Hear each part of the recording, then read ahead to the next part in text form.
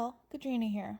I'm going to break away a little from my already planned schedule and slip this in. Don't worry, everything's coming out by the end of the year. But I did want to talk about the pilot that has been in production for apparently over a year by Vivziepop, or Vivian Medrano, because I made the mistake of watching it and has been eating me alive ever since. I know there's some controversy surrounding the animator in the past, but I'm not going to address this and focus solely on the plot and the character development and interaction, basically the writing. I am not equipped to talk about the animation, voice acting, and the like, and I think it's fine, so it's going to be a rundown of the storyline and the characters. I want to preface this with a disclaimer that this is not intended to send hate towards Vivziepop, but solely my opinion, along with critiques. Alright, so diving into it, the creator of Hazbin Hotel is a YouTuber and general creator by the name of Vivziepop, or Vivian Medrano, who has an extensive list of credits and a wonderful artist and character designer, if I may say so. She also uses a wide range of talented voice actors that I've listed on the screen now, as well as a crew. The cartoon itself has been in development for some time, with early drawings and animatronics of several of the characters being seen as early as 2014. There's a gag trailer released April 1st, 2018, with the first official trailer at 1 minute and 41 seconds being released on April 20th, 2018 for the obvious joke since these are sinners.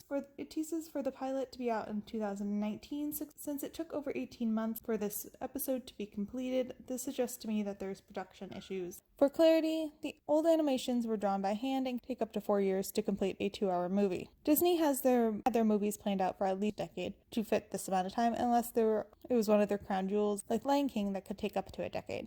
They had switched to 3D modeling as early as Tarzan, which allowed animation movies to be created a lot easier as they move and pose the characters. A small-time animator is going to use a mixture of drawing and manipulating poses, and most of these characters are elaborate, so it makes sense they'll take a while to animate. However, the fact that the trailer spans out a lot of this show, and it was released in April for 2019, tells me they did think it was going to be completed in the first half of 2019. Moving on, the trailers are linked in the description below. I'm not going to go too much into the trailer, since while they are a good insight to the plot, they have obviously been overhyped and not 100% representation of the final project. There was another final trailer that was 55 seconds long, released on October 14th of this year. The pilot itself is a whopping 31 minutes and 45 seconds long, which is a bit of time for an animated series, which usually runs anywhere from 5 minutes to 20 minutes at most. I saw this in my recommendations recently and thought I would try it because the main character reminded me of a Disney character from a particular Goofy movie, and then I read the description and it was a lot to unpack. Nevertheless, I was like, sounds interesting, might as well try it, and I did. But for completion's sake, let's go over pilot summary. So here it is on the screen. Follow Charlie, the Princess of Hell, as she pursues seemingly impossible goal of rehabilitating demons to peacefully reduce overpopulation of her. After yearly extermination imposed by angels, she opens a hotel in hopes that the patients will be checking out into heaven, while most of hell mocks her goal, her devoted partner, Vaggie, and their first test subject, adult film star Angel Dust, stick by her side. When a powerful entity known as the Radio Demon reaches out to Charlie to assist her endeavors, her crazy dream is given a chance of becoming a reality. Again, there's a lot to unpack in this entire synopsis, despite it being so short. We're going to ignore the obvious glaring spelling and grammatical errors, because while my limited research has determined she likes to draw and create characters, there's nothing to suggest she is an actual writer outside of writing backstory blurbs for her characters. But since we're going to be talking about the plot and the characters here, this content is fair game. First of all, Princess of Hell. I am all for princess characters, and this seems heavily Disney inspired as much as it is Tim Burton inspired, so I'm not really surprised. But I mention it because it's going to become important later. In fact, it becomes vital early on. So remember, the main character is a princess of hell, and her mom and dad are the rulers. Second of all, rehabilitating demons to peacefully reduce overpopulation. Interesting concepts, but my thoughts are, does that mean heaven will be overpopulated? Why not just expand? I'm assuming someone can be used to zone this and make it bigger. It's hell, not earth. I mean, I know it's hell, so maybe they want it to be overpopulated. Who knows? Maybe I'm thinking too much into this. We will later find out that they live in a pentagram, aka city, that seems to be restricted and kind of bubble over hell, so there we go.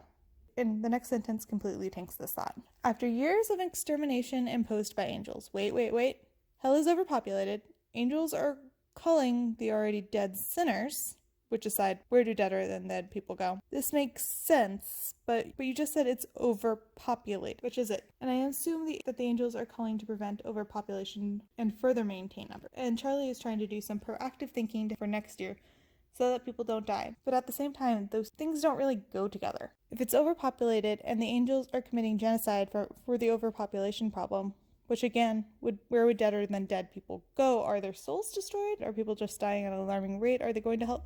Is this a commentary on how messed up our society? Will it go over this, since they're both being brought up in the pilot? All questions that need to be answered. Honestly, could be very well what the writer is going for, but it sounds like slapping two half-baked ideas together to give the protagonist a purpose to fix overpopulation, stop genocide, and be a martyr for sinner redemption. All good issues addressed on their own, or even mixing two of them together, but it's busy when you get all three in play, and it's ambitious, to say the least. Other things that are kind of nitpicky is the fact that this is a hotel, but the residents are referred to as patients and test subjects, which is a little weird. The names also don't seem to have relative meaning or theme, which is fine. Not all names need to have symbolism or be related to their characters, but it adds to my reservation about this being a shared universe. That either A, a bunch of people created their own separate characters for one universe, or these characters were all created by Vivziepop herself and slapped together into a common universe as an afterthought.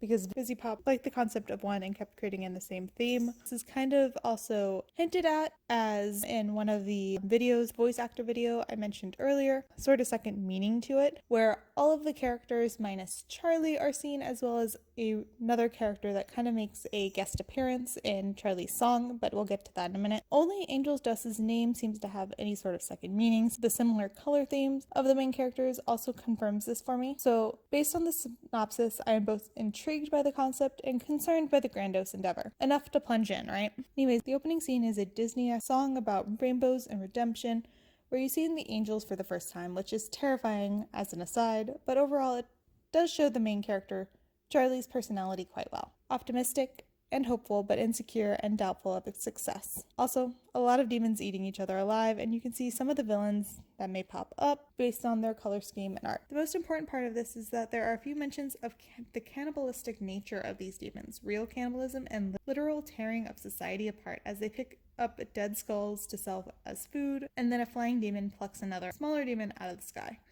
It's a clear commentary about the selfishness of demons, which is important because they highlight several times in certain characters saying it outright, which is frankly nicht gut. The opening scene is a demon falling from the sky in front of the Big Ben clock that has the countdown to the next extermination, where he is thrilled to be alive before being ran over by a car. It is here that we are introduced to the first character, Angel Dust, who I believe is an effeminate male. He is instantly saying that he is more selective with his clientele but needed the quick cash grab. Great way to introduce a character.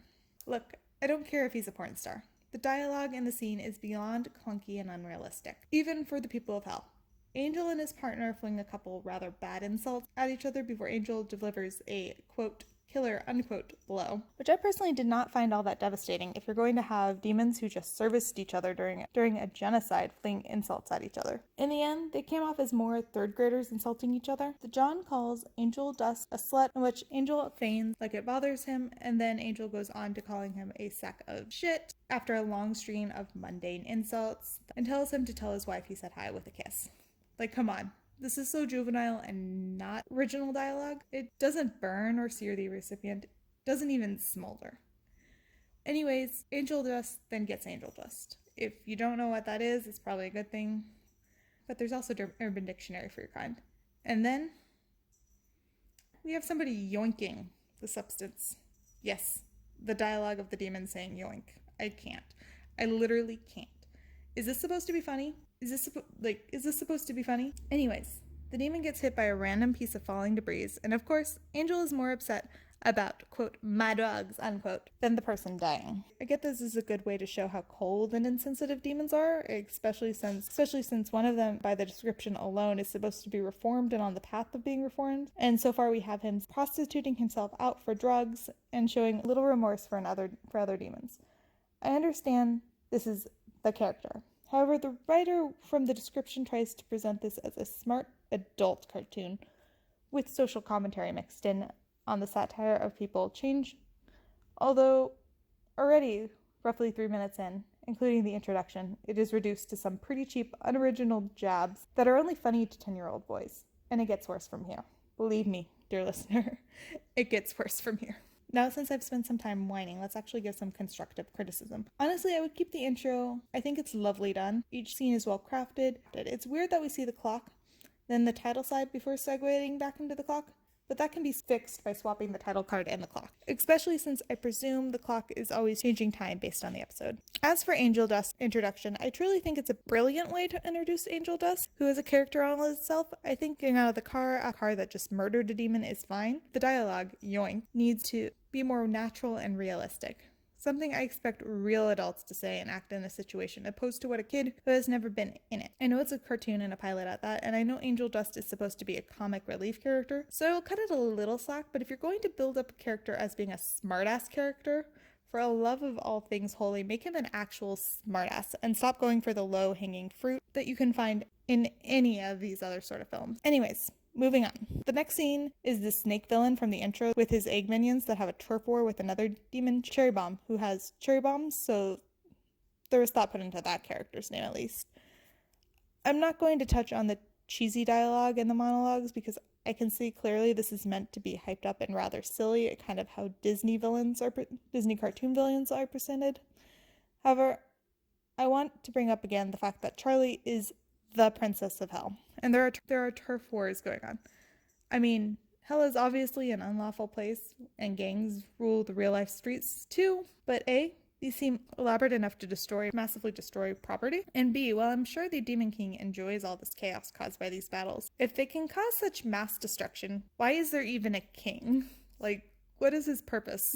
But we'll get more into that as we progress the storyline. All that is important from the scene is that there are lesser and greater demons, and some of them are just trying to survive, and some more powerful demons have turfs or their own sectioned-off areas. Next, we pan to Katie Killjoy and Tom Trench, who are the news anchors for 666 News, where they reiterate turf wars and we get the snake's name finally. We also see again how cruel and unredeemable these demons are as Killjoy dumps coffee onto Tom's lap after a sexist comment and throws some more juvenile insults around.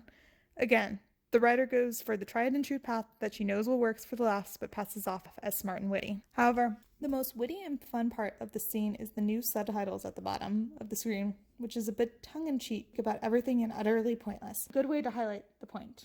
Anyways, more fighting scene and the two kingpins battle it out. Finally, 5 minutes and 30 seconds in, we're introduced to the Princess of Hell as Killjoy announces it. And then we pan to Charlie and her partner, Vaggie, who from the get-go I wonder why she's even in hell, or why not is being the mold for reforming since she's the first person who seems to care about anybody second to the protagonist. Anyways, this is the first semi-realistic piece of dialogue in the sense that it actually has character dynamic as they go back and forth about a naive little Charlie singing a song. Hint, she does, despite Vaggie's warning. Mostly it comes off as Vaggie being motherly, where Charlie is the happy-go-lucky friend that likes to break out into inappropriate song and dance. Again, this bit of dialogue is fine for me, like with the fight scene between the serpent and cherry blossom, because, well, it fits into the nod towards Disney you see throughout, as opposed to the attempt to be a bland, slow adult humor, meant to give it a sophistication and wit that is present with Angel Dust and Killjoy. It's like we're supposed to relate to these two foul-mouthed characters and like them because they're for being edgy. I hate that term. Moving on. Anyway, we get Charlie introducing herself to Killjoy, where once again we have third grader zingers being flung out. The very tasteless, I don't touch the gays, I have standards. Which, is that supposed to give away the fact that Charlie and Vaggie are in a relationship, I suppose? You know, to back up the fact that Vaggie knows Charlie so well and aren't just BFF, with Vaggie taking protective stance. But again, it just highlights the juvenileness of some of the humor, which is frankly disappointing. Again, anyway, blah blah blah, lots of idioms like time and money, keeping it short and sweet.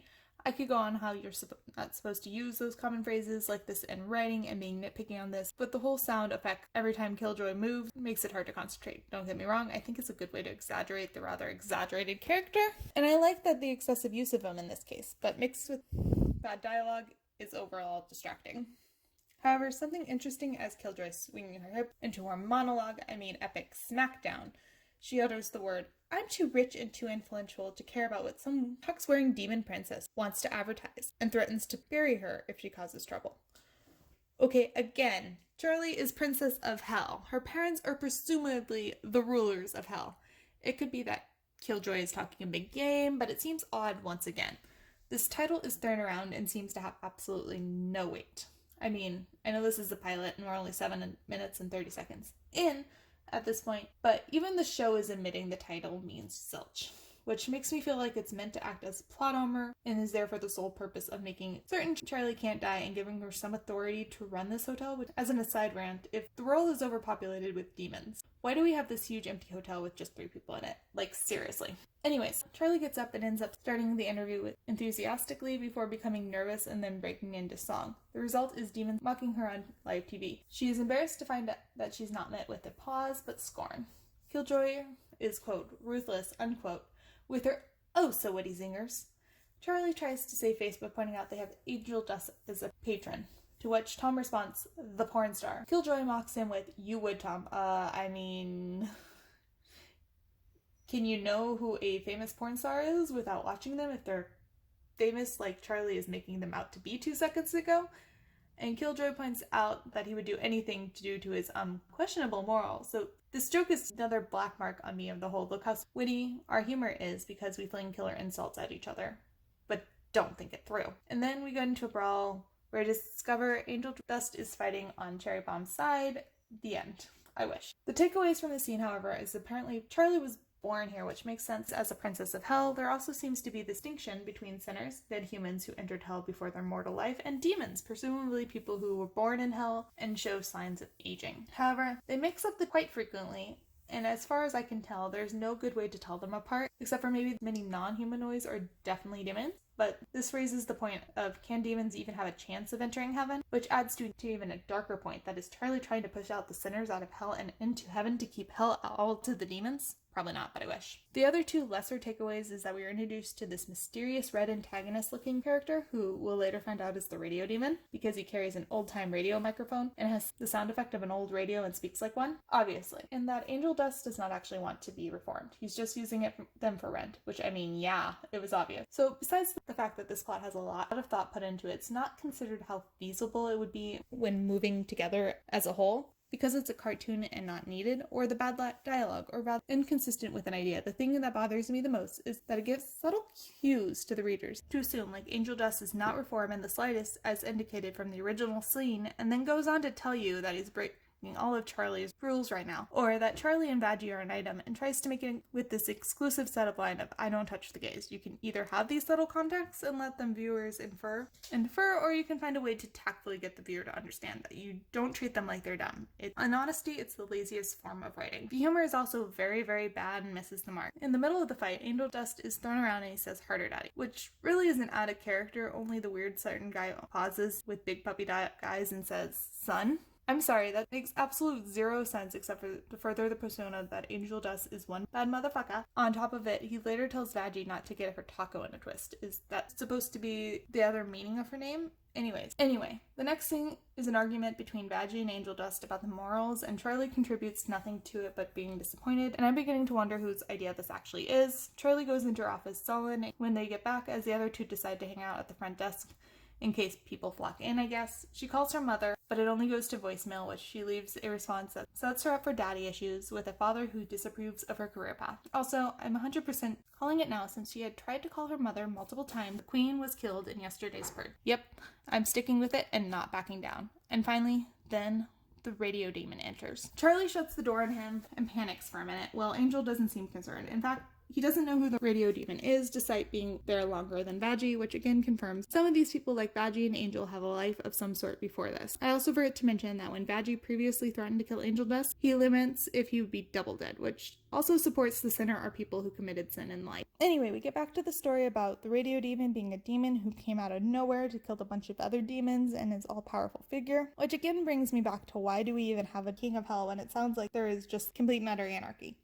Let's be real. If you were the Demon King, why would you let this uber-powerful demon god run around? Some of the comments made mention that it could be Charlie's dad himself because of the horns match for the portrait in the background, but I think she would recognize her own father. So moving on. After some sort of back and forth with Vaggie being the voice of reason and Angel Dust being Angel Dust with lewd comments for days, Charlie and the Radio Demon make a deal, but not really a deal, to have him help at the hotel, using her princess powers to compel him. as long as he likes. This girl really plays the part of a sheltered princess because there's foreshadowing that he will betray her because, he only says that he's in it for the entertainment of watching demons struggle to be reformed. Cheery! Anyway, he introduces his two new, quote, staff, an alcoholic front desk bartender cat character, and tiny horned maid. In all seriousness, I will probably watch more episodes if they come out. I understand that pilots are honestly objectively not the greatest and act as prologues that need to be set up, which again, I'm not a particular fan of. And despite my bitching, I also give it a pass for some of the bad dialogue based on the fact it's supposed to be an adult cartoon.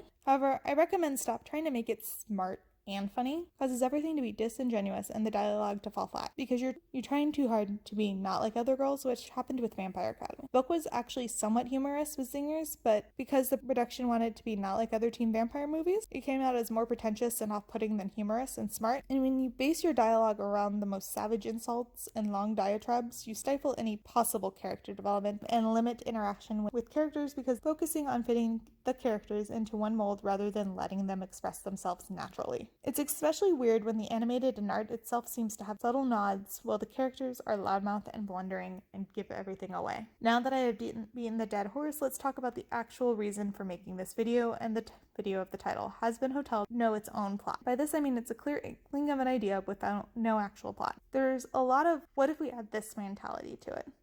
What if we make my character Charlie a princess of hell, opening up a hotel?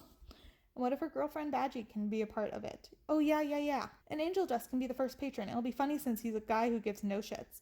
And the radio demon can work as his anti-hero. You see what I mean? It comes off as these characters were passion characters, Vivziepop, probably some friends that ended up being shoved into the same world and storyline because they had one idea: to rehabilitate demons. The rest of the ideas that came afterward give the appearance of fleshing out the actual story, like the overpopulation of hell being a reason for the hotel's existence, and the purge acting as a sad catalyst, giving them a time frame. The existence of the radio demon, the turf wars, and the fact Charlie is a princess of hell is all contradictory to each other and give credence to the fact that the show is a mess. It does not know what it wants to do and what it wants to be. Again, there is nothing wrong with being a passion project among friends. It can be definitely done well, as indicated by the webtoon Where the Tangents Mean by Instant Mesa, who used her and her friends' characters to create a compelling love story. Vivziepop seems to have been young when she came up with this idea, so I give her some slack on it. However, what I would really like to see is you taking out some time to map out and plan. Even if the little details of the mechanics of everyday life don't make it into the storyline, it's important to have a clear picture of the entire world. Otherwise, you will have a demon princess with a fancy title and absolutely no purpose for it, or an absentee king